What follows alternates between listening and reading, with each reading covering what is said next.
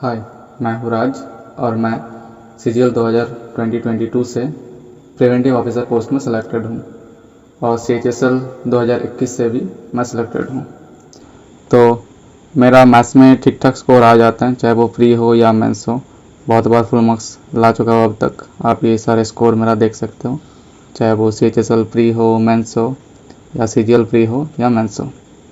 तो आज मैं बताऊँगा कि आप भी ऐसे मैथ्स में फुल मार्क्स कैसे ला सकते हो।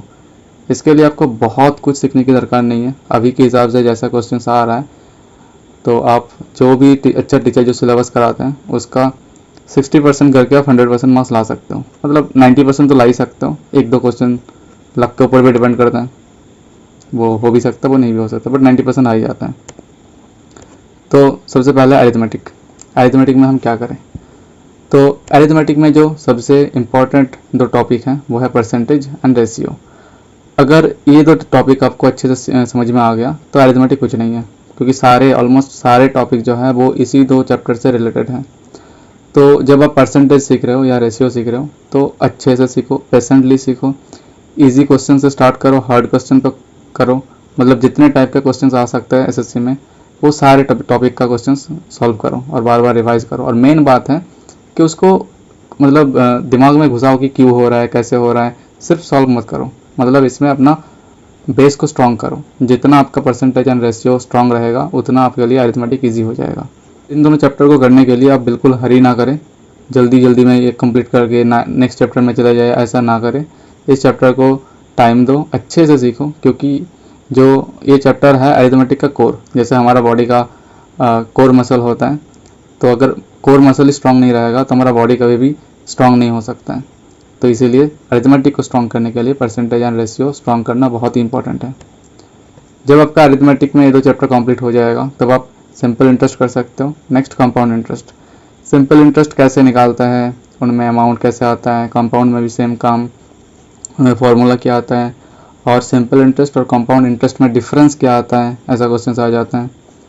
उसके बाद मिक्सचर एलिगेशन में दो टाइप का मिक्सचर को मिक्स करके कुछ नया मिक्सचर बनाया गया है, तो उनमें अभी रेशियो कैसा है, या एज रिलेटेड जो कि बहुत कॉमनली क्वेश्चन आता है कि दोनों लोगों का एज का रेशियो यह है, इतना गैप है उन दोनों में, फिर 10 साल बाद कितना होगा, ऐसा क्वेश्चन। फिर है प्रॉफिट एंड लॉस जो कि कम्प्लीटली डिपेंड करता है, मतलब परसेंटेज और रेशियो के ऊपर बेस करके खड़ा है। फिर है टाइम एंड वर्क जो कि मेरा फेवरेट चैप्टर है अरिथमेटिक में से, और ये मोस्टली रेशियो से हो जाता है, कभी कभी परसेंटेज भी यूज़ हो जाता है। फिर है टाइम, स्पीड एंड डिस्टेंस। इसका भी बहुत सारा टॉपिक रेशियो से कर सकते हो, कभी कभी परसेंटेज का भी यूज़ होता है। और इसमें कभी कभार इक्वेशन भी फॉर्म करना होता है, तो इक्वेशन फॉर्म करना आना चाहिए आपको। उसके बाद एवरेज कर सकते हो। एवरेज उन चैप्टर से रिलेटेड नहीं है, थोड़ा अलग है, बहुत ही आसान है, बेसिक है। कुछ एक दो क्वेश्चन आता है जो कि सॉल्व करने का तरीका आपको पता होना चाहिए, वरना बहुत ही टफ बन जाएगा अगर नॉर्मली करोगे तो। फिर DI कर सकते हो जिसमें एवरेज का ही ज़्यादा यूज़ होता है। और फिर सिंप्लीफिकेशन जो कि किसी भी चैप्टर से रिलेटेड नहीं है, लेकिन सिंप्लीफिकेशन कैलकुलेशन के ऊपर रिलेटेड है, तो अगर आपका कैलकुलेशन सही है तो सिंप्लीफिकेशन कुछ नहीं है। और आता है LCM एंड HCF। तो LCM HCF में दोनों चीज़ों का LCM कैसे निकाला जाता है, ये LCM के जो फार्मूला आता है LCM into HCF equal to product of two numbers, इससे बहुत क्वेश्चन आ जाते हैं। या फिर एक ऐसा नंबर कौन है जिसको ये 5 नंबर डिवाइड करता है और डिवाइड करने के बाद ये रिमाइंडर रह जाता है, इस टाइप का क्वेश्चन आता है। और नंबर सिस्टम बहुत ही ह्यूज टॉपिक है, बहुत कुछ चीज़ आ सकता है, लेकिन अभी आता नहीं है। अभी जो मेन चीज़ आता है यहाँ से वो है डिविजिबिलिटी एंड रिमाइंडर। तो डिविजिबिलिटी रूल और रिमाइंडर कैसे निकाला जाता है, इसको आपको अच्छे से सीखना पड़ेगा। फिर नेक्स्ट टॉपिक है अलजेब्रा। तो अलजेब्रा सीखने के लिए डायरेक्टली अलजेब्रा ना सीख के कुछ चीज़ें हमें जो करना चाहिए ताकि हमारा अलजेब्रा बहुत ही अच्छा हो जाए, वो है क्वाड्रेटिक इक्वेशन। कैसे क्वाड्रेटिक इक्वेशन को सॉल्व करा जाता है, मतलब वो मिडिल फैक्टर में तोड़ के कैसे सॉल्व किया जाता है। फिर linear equation in one variable मतलब सिर्फ x से या सिर्फ y से कैसे इक्वेशन को फॉर्म करते हैं और उसको सॉल्व कैसे करते हैं। फिर linear equation in two variables, मतलब x y या p q दोनों चीज़ें रहेगा, उसको कैसे सॉल्व किया जाता है। तो उसके लिए सॉल्व करने का दो तरीका आता है, एक है एलिमिनेशन, एक है सब्सटीट्यूशन। वैसे और भी तरीका आता है बट वो काम का ज़्यादा है नहीं, जैसे क्रॉस मल्टीप्लिकेशन वगैरह।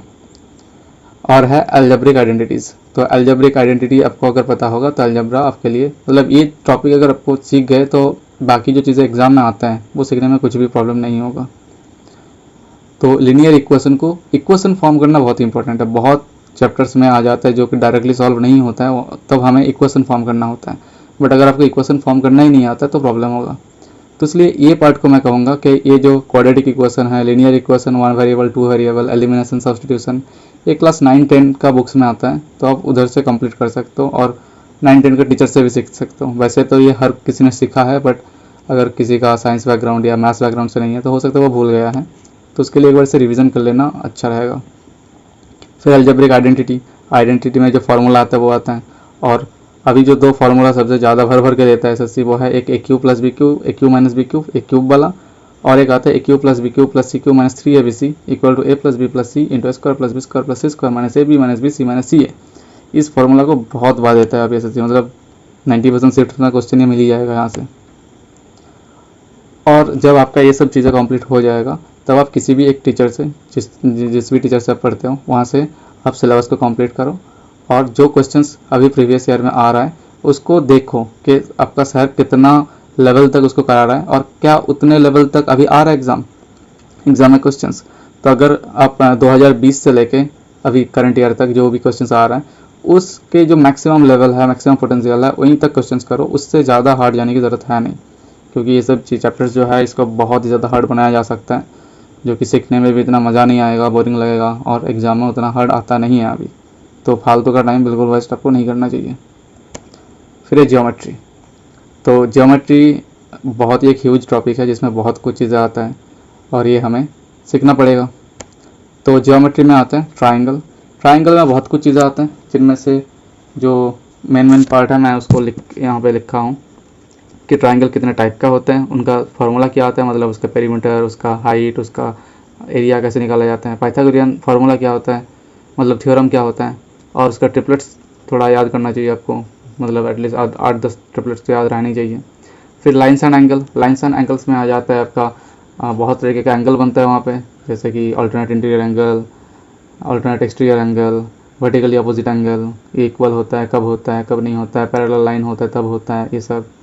फिर कोसाइन रूल, कॉन्ग्रुएंट ट्रायंगल कैसे होता है, सिमिलरिटी क्या होता है, सिमिलरिटी ट्रायंगल में मतलब प्रॉपर्टी क्या है, कौन सा एंगल मैच करता है इनमें, इन सेंटर क्या है, तो इन सेंटर है तो इन रेडियस भी होगा, वो क्या है, सरकम सेंटर क्या है, सरकम रेडियस क्या है, अगर इन सेंटर सरकम सेंटर पता है तो उस ट्रायंगल का एरिया कैसे निकाल सकते हो, मीडियन क्या होता है, मीडियन से मैथ्स आता है जिसमें एक थ्योरम भी आता है, अपोलोनियस थ्योरम, वो ज़्यादा नहीं आता है बट कभी कभार आ जाता है। मिड पॉइंट थ्योरम जो कि बहुत ही ज़्यादा बार यूज़ होता है, एंगल बाइसेक्टर थ्योरम ये सबसे ज़्यादा यूज़ होता है, एक्सटीरियर एंगल थ्योरम ये भी आता है। तो आपको ये सब चीज़ें अच्छे से सीखना पड़ेगा। तो सर्कल में बोले तो सर्कल में कॉर्ड क्या होता है, कॉर्ड में बहुत सारा फॉर्मूला थ्योरम आता है कि इक्वल कॉर्ड सेंटर से इक्वल दूर में होता है, क्यों होता है, प्रूव कैसे कर सकते हो। फिर टेंजेंट का प्रॉपर्टी कैसा होता है, कॉमन टेंजेंट कैसे निकाला जाता है, common tangent direct common tangent हो सकता है या फिर साइड से जो होता है ट्रांसवर्स कॉमन टेंजेंट बोलते हैं उसको। टेंजेंट सेकंड फार्मूला क्या होता है, डायमीटर सर्कल के ऊपर 90 डिग्री एंगल बनाता है, उसको यूज़ करके बहुत सारा क्वेश्चन बनाया जाता है।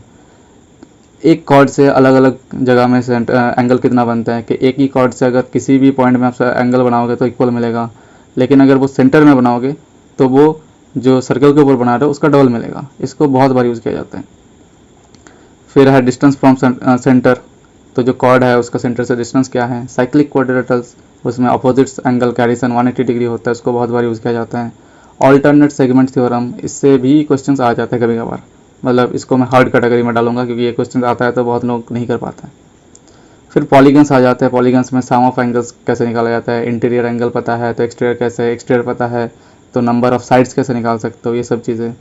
क्वाड्रिलेटरल्स में भी क्वेश्चंस आता है, मेनली वो एंगल बेस्ड क्वेश्चन ही होता है। फिर है मेंसुरेशन में सबसे पहले आता है 2D फिगर में आ जाता है आपका ऑल टाइप ऑफ ट्राइंगल, उस ट्राइंगल का पेरीमीटर कैसे, एरिया कैसे निकाला जाता है। क्वाड्रिलेटरल्स में square, rectangle, trapezium, rhombus, parallelogram, इसका एरिया कैसे निकाला जाता है, पेरीमीटर कैसे निकाला जाता है और डायगोनल्स कैसे निकाला जाता है। यही 3 मेन टॉपिक होता है इनसे जो कि आपको करना पड़ेगा।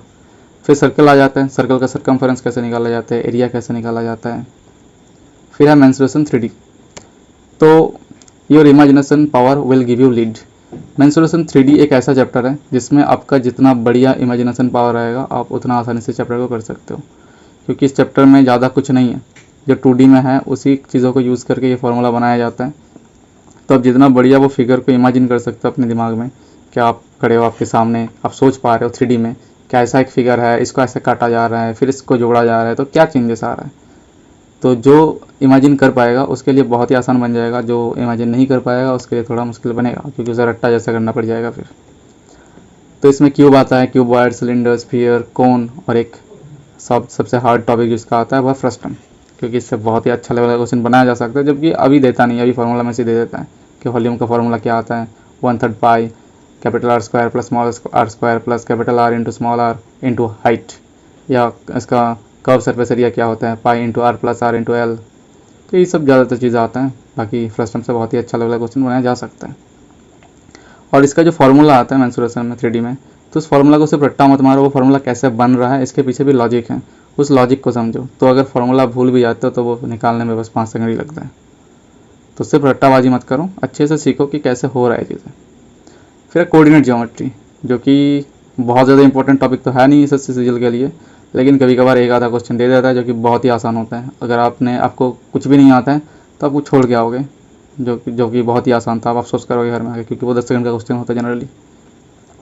तो कोऑर्डिनेट ज्योमेट्री कोई भी अगर टीचर करा रहा है, अगर 2-3 घंटा का करा रहा है तो वो बेकार में करा रहा है, क्योंकि इतना कुछ है ही नहीं जो एसएससी में आता है। कोऑर्डिनेट ज्योमेट्री एसएससी के लिए आधा घंटा से लेकर 1 घंटा के बीच में कंप्लीट कराया जा सकता है प्रैक्टिस के साथ। कोऑर्डिनेट होता क्या है, कोऑर्डिनेट को ग्राफ में पुट कैसे करते हैं, कोऑर्डिनेट क्या होता है कि 4 कोऑर्डिनेट होते हैं, फर्स्ट, सेकंड, थर्ड, फोर्थ। और मिरर कोऑर्डिनेट मतलब एक कोऑर्डिनेट जो है उसका मिरर इमेज कहाँ बनेगा। फिर है इंटरसेक्टिंग लाइन के एक ग्राफ में अगर 2 लाइन जाएगा तो वो कहाँ इंटरसेक्ट करेगा, तो उस 2 इक्वेशन बोल देगा 2 लाइन का, उसको सॉल्व कर दोगे तो एक्स और वाई का जो वैल्यू आएगा उसी पॉइंट पे वो इंटरसेक्ट करेगा।